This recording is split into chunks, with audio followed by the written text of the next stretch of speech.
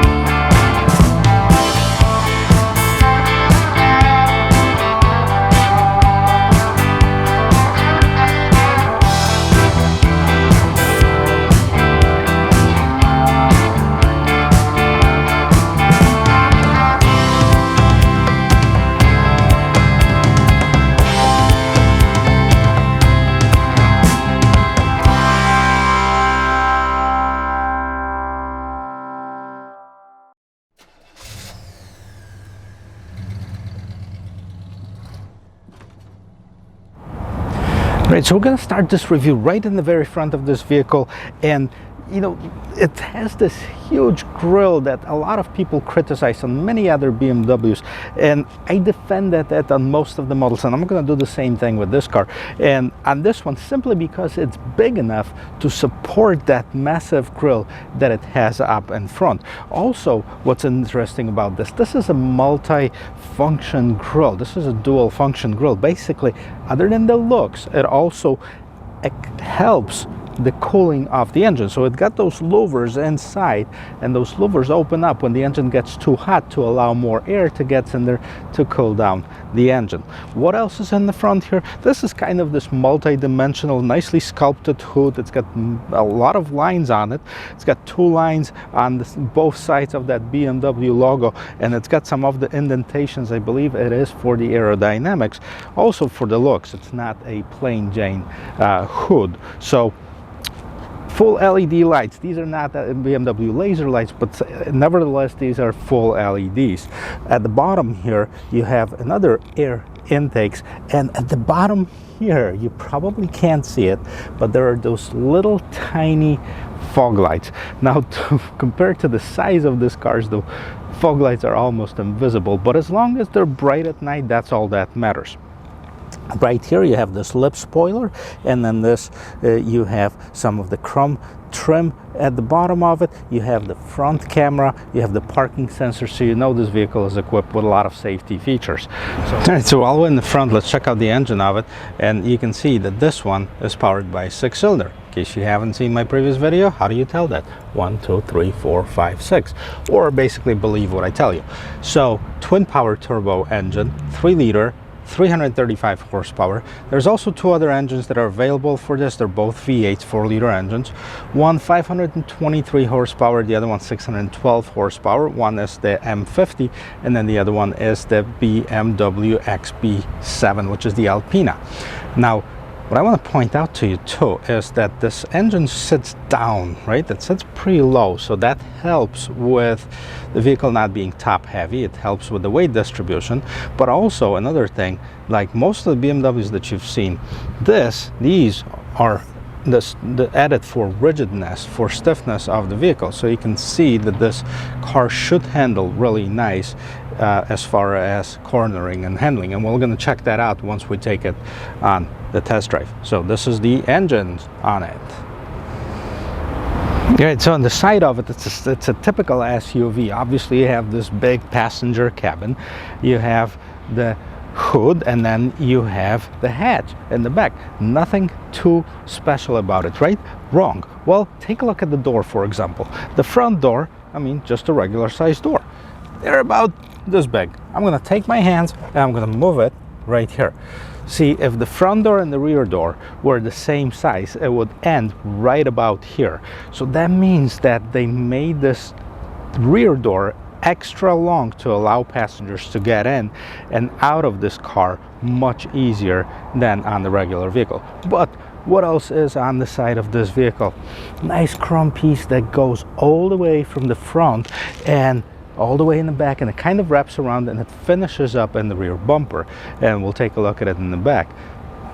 Mirror caps the same color as the rest of the vehicle. It does have the 360, so it does have the cameras right here. As far as the wheels, nice size, nice design. This is 21-inch wheels on this particular one.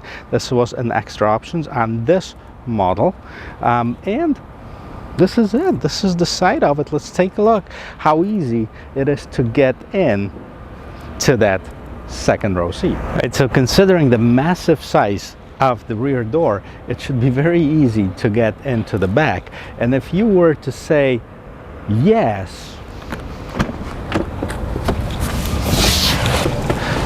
you would be 100% correct. It's easy to get in. There's plenty of room. The front and rear seats, those seats are adjustable, so I just moved it back a little bit, and this is as far as it goes. But now I do have probably another 6 inches or 4 inches before I would hit the front seat. Now I'm 6 feet tall, so that kind of for your reference to see how much room there is in the back. Now the interior is nicely appointed. We'll get to it in just a little bit, but before we do that, I want to see how much room is in the third row seat. And how do you get to it? Because that is somewhat interesting. Okay, so I want to show you really quick off how easy or how hard it is to get in the third row seat, because it's not as easy as it seems.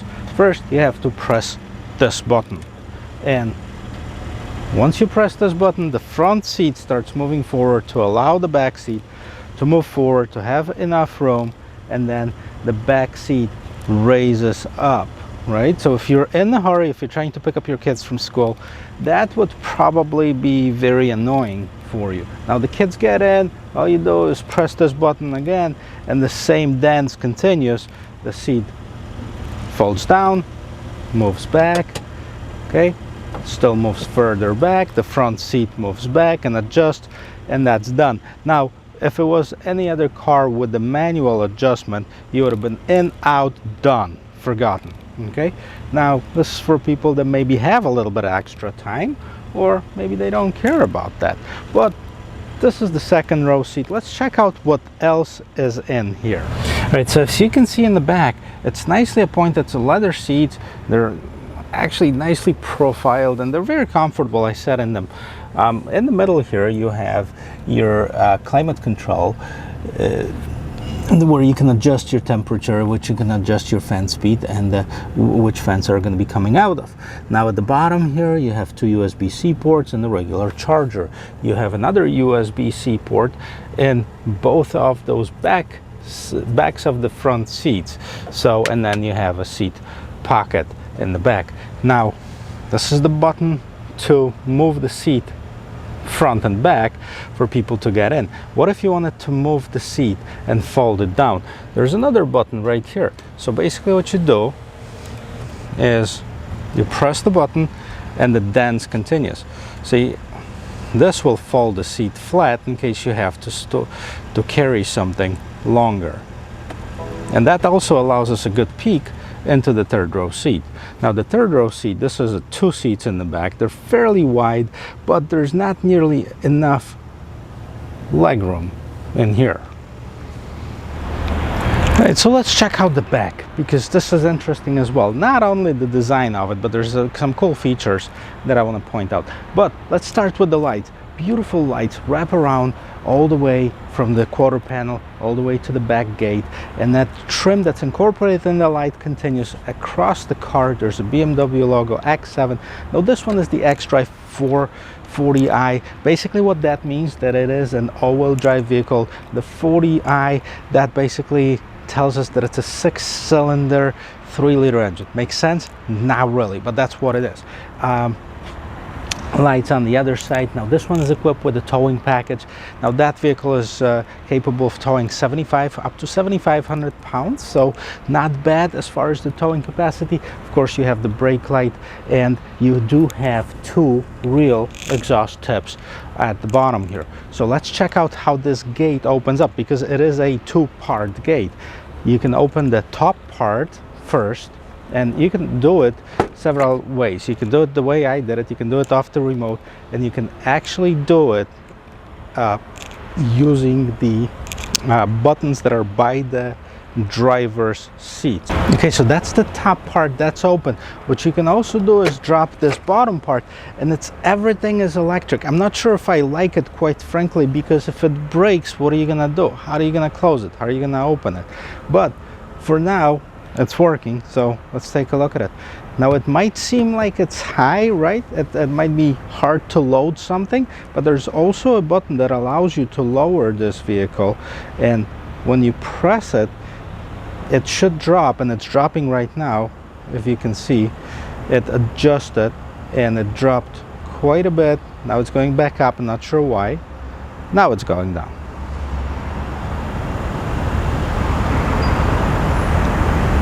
So it's a good few inches travel that you can see that this can drop down to allow you to load your cargo easier. Now these seats, yeah, they're not manual. Also, they are power seats.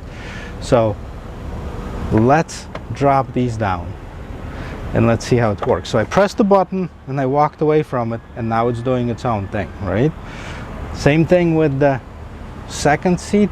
Press the button, we're waiting.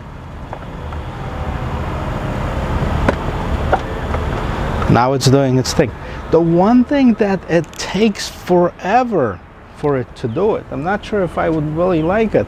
And now I can drop also the middle seats. The advantage of it is also that these are both down and up power seats, so you can actually control it from here and make the configuration the way you want it. So check out of how much room there is inside. Okay, so look how much room there is.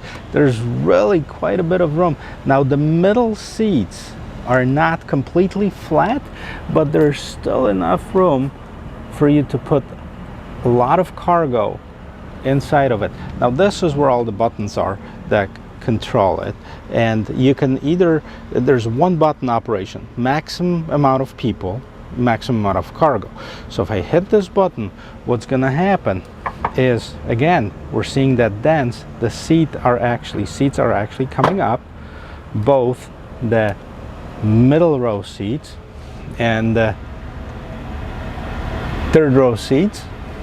So third row, middle row seats, they're all coming up. So actually this is a pretty cool shortcut, and if you do press the button maximum cargo, all seats are supposed to fall down, and that's what they do.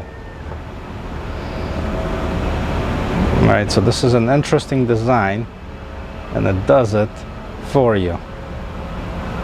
Anyways, love it or hate it, I mean, it is here. I think it's convenient for some people, inconvenient for others, but can't make everybody happy. Alright, let's check out the sound of the closing door. We're gonna do it a little bit differently because the light is not really in our favor, and the doors are closing pretty solid, so I'm nicely impressed with it. While we have it open, let's check out what's on the door itself, and you know, we can see the lock-on lock feature. the window controls, this is the rear sunshade controls, mirror controls, and this is your back gate opener. These are your memory seats, and this is to fold down your rear seat. So actually everything can be controlled from the driver's side, which is really nice. It's a few more things to check out. I always like about BMW is the ability to control the seat so many ways. I mean, not only you can control it back and forth, but you can also control the front knee support on the seat as well. You can not only control it this back and forth, but also the lumbar support. This is the seat massage or vibration. No, this is the bolsters. This is to control the bolster of the seat. And of course, this one controls the lumbar in, out, up, and back. And this is a really nice controls. What else we have here? So we can check it out. This is your light controls, basically.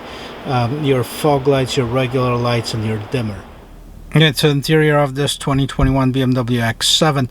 I mean, basically, if you've seen one of my BMW reviews, you've already know what this is going to be about. I mean, it does have a lot of the same features as all of the other BMWs I reviewed. So it does this multifunction steering wheel. This is basically for your adaptive cruise control. You can select the distance between you and the car in front of you. You can turn it on, you can turn it off. Now this is your volume control for the radio. This is your stations. Let's check out the radio while we're here.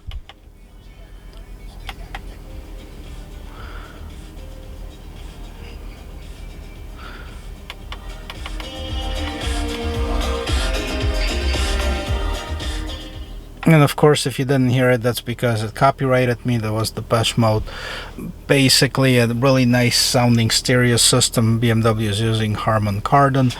On the instrument cluster, basically you have the speedometer on the left hand side, the odometer on the right hand side. In the middle you can have map, you can have route guidance, or you can have nothing at all. Now this one also has that speed limit warning that basically tells you of what speed limit is on the road that you're traveling, and if you go over, you have the option to turn on the warning, whether it's a visual warning when it's going to start blinking, or a audio warning when you're going to actually get the alert on it. So right now we're in the park, so you can see that the vehicle is parked. But what else you have here? The temperature at the bottom. We're in the comfort mode. It's parked. At the bottom here you see the time, and it shows you also that we have very little gas in here, so hopefully it's going to be enough to take it for a spin. We're going to make it happen.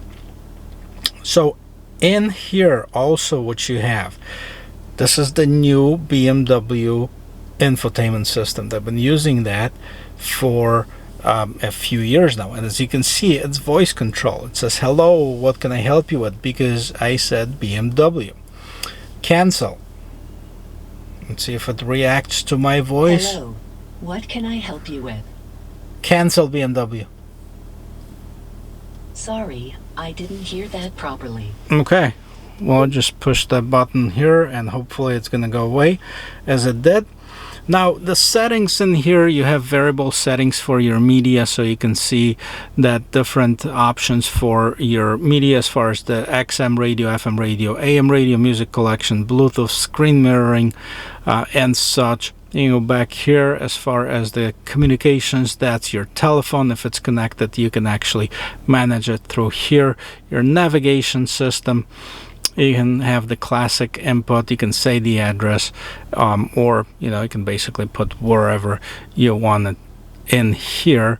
Or you have the car settings, so you can change that. You can put the different vehicle settings, and they're right here, so you can, let's say, change the ambient lighting, which right now it's bronze, and we can change that color, let's say, to blue. And now you can see nicely of how it's changed the ambient lighting.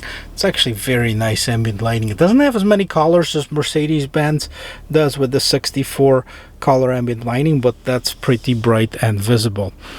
You can change the different settings as far as the door and access, and actually everything is turned on. So everything, tailgate button, it should open both tailgates, and in our case it just opened the bottom one, so maybe there's a settings that, or maybe I have to press it twice. But so that's your comfort access key. Unlock when approaching, lock when walking away. So you could hear that beeps and that lights shining when I was getting closer and moving away from the car. That's what this is. You can have different apps. You know, some of the apps are installed on this vehicle. One of the things that I like, for example, is the climate control rules, and that's basically, this one just has the heated seats. So let's say if the temperature drops below 50 degrees, or you can set it up to whatever, you know, 47, let's say, it will automatically turn on the seat heater, which is pretty interesting. You can precondition the cabin like with most of the other BMWs. You have different experience modes. You can have also drive recorder. Now I checked this out. I haven't turned that on yet, but you can actually select different settings in here. You can start that manually, or you can start it automatically. If you continue, you can have it 15 seconds before the trigger. So actually, when you want to record something, it already has 15 seconds in memory as it recorded it for you. So that uses the cameras on the vehicle to record your drive. Interesting feature. Never really checked it out, but that's available on this X7. Temperature settings. This is your safety controls, basically a shortcut to all of your individual safety systems. So basically press this, it goes on here. You can set it on all on, and basically all of the safeties are on. So front collision mitigation, lane departure warning, active blind spot detection, and so on. These are all activated. Climate control for driver and passenger, and these are the shortcuts for your climate control. You can also set it up actually in here. You can have the air quality, heating, ventilation system, setting it up here, very light, automatic, and so on. Second row of seats, first row of seats, preconditioning, ventilation. This is what we talked about. If you put your departure schedule, it's gonna actually precondition the cabin prior to you getting in the car, so when you get in the car you don't have to wait for the AC to cool down the car or the heat to warm it up if you're in the climate which requires warming it up. Now at the bottom here you do have your radio, basically your volume mode band, and this is different stations that are selected. This opens up. This vehicle also has the BMW Intelligent key, which you can basically use your phone once programmed to lock and unlock the vehicle. It does have a lighter. Let's see if it was used. No, because it's a brand new car. And it does have the USB port in here, as well as the wireless charging. Drive shifter, the gear shifter is right here. That's an electronic gear shifter, and here is the shortcuts. You can turn off your traction control, you can turn on your camera if you'd like to, and this is actually the front camera. You can turn on, and you can turn on or off your parking sensors. You can turn on your auto off button. That's where you start the engine, and then you have several driving modes. So sport, comfort, eco, pro, adaptive. And this is set for auto height. Like I said, this vehicle is actually equipped with the air suspension, so you can control the suspension here. This is for your height for the suspension. You can raise it, you can lower it, however you want to do it. This is your emergency brake, so you can put that on, and a bunch of shortcuts, as well as your main controller for the infotainment system, which is here. You can twist it, you can turn it, you can write on it, however you want it done. If you want more details on it, I've done reviews for other BMWs that I go in more detail of this controller. As far as the shortcuts, you have home, map, navigation, media, communications, and the shortcuts to the apps which are on the screen. Let's set it up for map. I particularly like the BMW map. It's easy to use, and it kind of reminds me of the older maps, which I actually enjoyed more than the newer ones. Take a look at the top right here. We have two lights. These are the LED lights. You can have your SOS button if you require assistance. These lights will turn on, just for the reading lights, the small ones right here, or the dome lights, which turns on both of them. This is for your roof. Now this one is equipped with the panoramic sunroof, so it is a nice size roof. It lets a lot of light inside, but only this portion up to here opens up. So let's see. It's a one-touch operation. Nice screen, so the air does not get inside the cabin and it doesn't mess up your hair. And second time you push that, actually the sunshade will close, and see how much darker it gets in the cabin right away. So this is it. This is the infotainment. This is the interior of this BMW. Let's take it for a spin. Okay, so I'm ready to take this car for a spin. I literally have not driven it long distance, so you're going to be the first one driving or riding with me on this one. First of all, I want to check out the turning radius. We're going to check out the rear view camera. We will do the rear view camera and then the turning diameter. Let's put it in reverse and let's see the rear view camera. So basically very similar to all of the other BMWs that I've seen. Now you do have settings for camera image, which is pretty cool. You can adjust your brightness. This is, I haven't seen that in many other cars. You can adjust the parking and aid lines and obstacle mark and so on, and you can adjust the contrast on this, which is really nice. There's a backup assistance, start driving, observe, and brake manually. So that's basically just going to tell you of automatic parking. Okay, let's see if it's going to do it for me. Do I have it in reverse?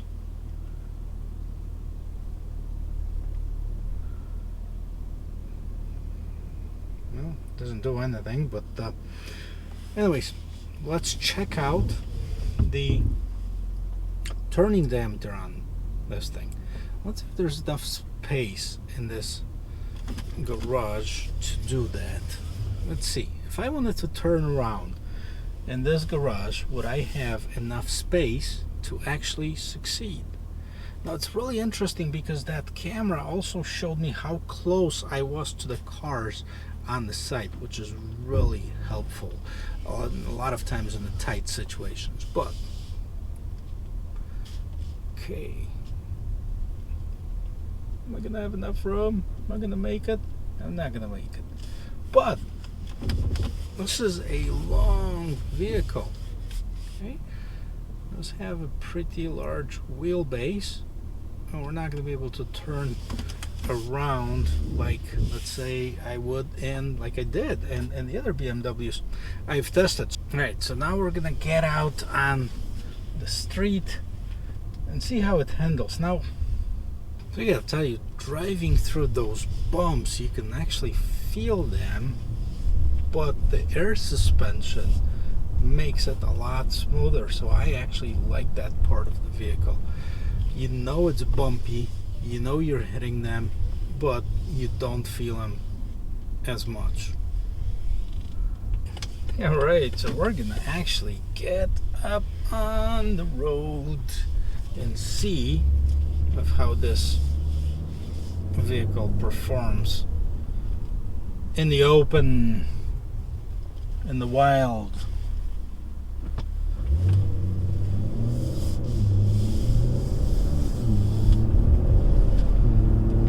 I guess one thing I forgot to mention too when we were reviewing it, when I was talking about the instrument cluster, is that head-up display. And the head-up display, it's actually nice and bright, and I hope you can see it. Sometimes if you're on an angle, you probably won't be able to see it because I just moved over and I can't see it now. But straight up, if you're sitting and looking at it, very nice, very bright. What does it show you? It shows you the speed limit, it shows you your speed, and it actually shows you, I think, the gas in the vehicle, which in this case it says please refuel.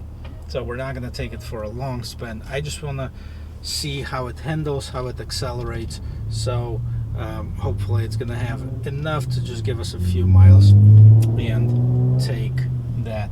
So far, as far as the vehicle itself, what I like about it, I like the exterior, I like the styling of it, I like the leather and the luxury of this car. I even like that big grille that some people were not so crazy about. What I don't like is the roominess in the third row seat. What I don't like is the way that the seats fall down. That electronic fall down on the seats, while it might be a convenient feature for some, it just takes so much time for it to fold down. So in the third row, roominess, it's subpar, to be honest with you. It doesn't have a lot of room for the third row passengers at all. Now let's see how it accelerates. If we're able to actually get a piece of an open road.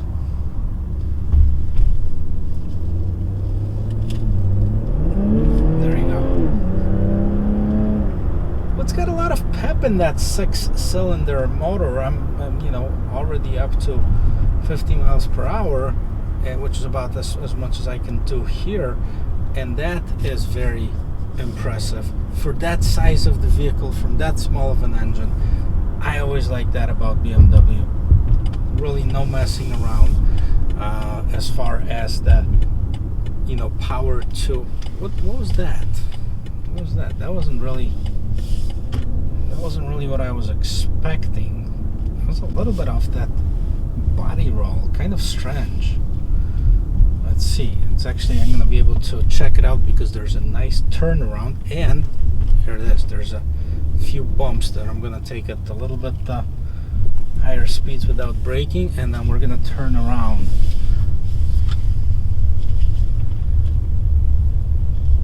The car leans quite a bit. It compensates for it fairly quickly, but it leans quite a bit to the turn.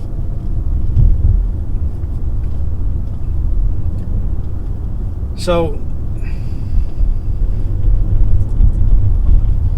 as far as the roominess, that wasn't my favorite. Acceleration is great. Handling of the bumps is pretty good. Turning, it's got a little bit of that it's a little bit too much of that body roll, if you ask me. Now, I'm not the expert on it, but I've test driven several other vehicles that didn't have it, so I guess it's possible not to have it. But overall, I would give this vehicle a thumbs up. It is highly rated, as one of the top luxury SUVs that are available on the market right now. So definitely, the experts know it too. It's got a tough competition, to be honest with you, because price-wise, it starts at $79,000 for the base model, for a model with this engine, which I don't mind at all, but the smallest engine. Now, if you go for the 4.4 liter engine, the 523 horsepower, you go up to $90,000 starting point. Now, as all of the luxury vehicles, you can option it out to the ways that you want it, so you can easily add another $10,000-$20,000 in options and have it your way. And as far as the XB7, which is the Alpina version of this vehicle, the 600 plus horsepower beast, which I've seen, they actually have it in the showroom. It's $150,000. Absolutely incredible. This is definitely a utility meets performance. So the sport utility, that's actually the vehicle that you can say that it has both. But Thank you guys for watching. Thank you for tuning in this channel again. Thank you for subscribing. If you haven't yet, there's a little subscribe button at the bottom. Just hit that little bell notification so you don't miss any of the videos that I post. And I post twice a week on Wednesdays and Sundays, at least I try to. So if you like these type of videos, please consider subscribing, and I will see you in my next video. Cheers.